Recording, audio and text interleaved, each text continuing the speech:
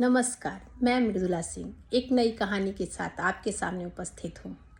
ये कहानी एक सीधे साधारण इंसान की है जिसके जीवन की समस्याएं कभी खत्म ही नहीं होती थी। कभी नौकरी की समस्या, कभी बीमारी की समस्या, कभी घर की परेशानी, एक खत्म होती दूसरी शुरू हो जाती। वो बहुत परेशान रहता था और जब अपने दोस्तों से कहता था तो कहते थे कि भगवान पे विश्वास रखो, तुम तो इतनी पूजा पाठ करते हो, तुम्हारे जीवन की समस्याएं खत्म हो जाएंगी, तुम क्यों परेशान होते हो। तो उसे लगता था कि मैं इतना पूजा पाठ करता हूँ फिर भी भगवान मुझे एक छोड़ दूसरी समस्या देते रहते हैं।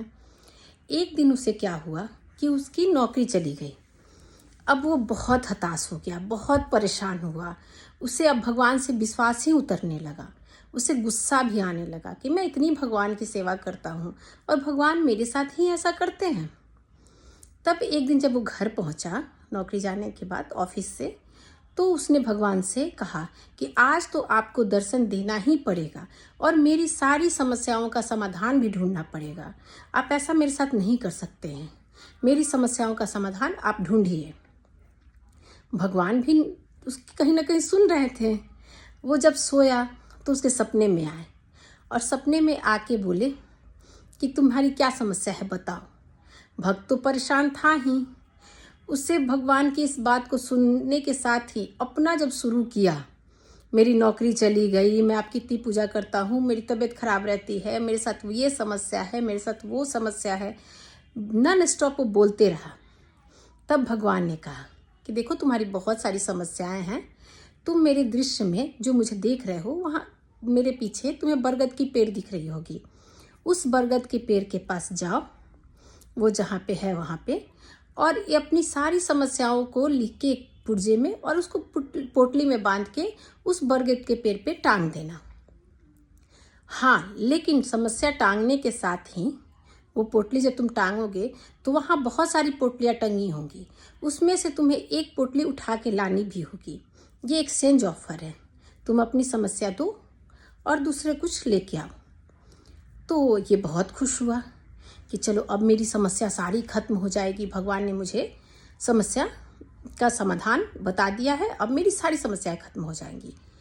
लेकिन जब वो बरगद के पेड़ के पास गया, वहाँ पे पर्ची पे पूरा लिखा अपनी समस्या को और एक पोटली बना के बरगद के पेड़ पे टांग दिया। जब वो टांग दिया तो उसे याद आया कि भगवान ने तो एक्सचेंज ऑफर दिया था कि अब तो मुझे कोई ना कोई समस्या उठा के ले जानी पड़ेगी। तब उसने क्या किया, उसमें से एक छोटी सी पोटली उठाई और वो चलने लगा। तो उसे ध्यान आया कि नहीं, इसमें कहीं मेरी बीमारी होगी तो मैं नहीं, इसे नहीं लूँगा।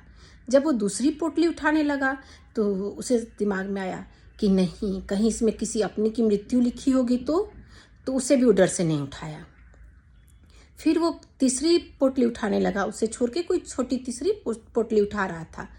तब उसे लगा कि नहीं, किसी अपनों की बड़ी बीमारी होगी तो मैं क्या करूँगा। तब वो हताश होकर भगवान से कहने लगा, भगवान मुझे नहीं चाहिए एक्सचेंज ऑफर, मेरे पास जो समस्याएं हैं मुझे वही रहने दो, मैं इसे हैंडल कर लूँगा, मैं अपने आप को उस लायक बनाऊँगा कि मैं इस समस्याओं का समाधान ढूंढ सकूँ। तब भगवान ने कहा कि देखो, देर से ही सही लेकिन तुम्हारी आँख खुली। जीवन में तो दुख सुख और समस्याएं लगी ही रहती हैं, लेकिन आदमी को चाहिए कि अपनी समस्याओं से लड़े और समाधान ढूंढे, न कि हताश होकर बैठ जाए।